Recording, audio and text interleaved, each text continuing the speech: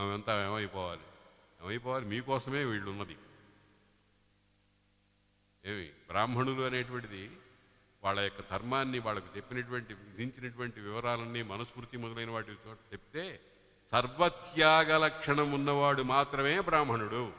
మన కోసం రేపటికి ఏమిటి అని అట్టే పెట్టుకోకూడదు. బ్రాహ్మణుడు కాదు. జన్మ బ్రాహ్మణత్వం వేరు, కర్మ బ్రాహ్మణత్వం వేరు. తత్వతః ఆ బ్రాహ్మణుడు లోకక్షేమం కోసమే పాటుపడాలి అని అన్నారు. గోవు అదే.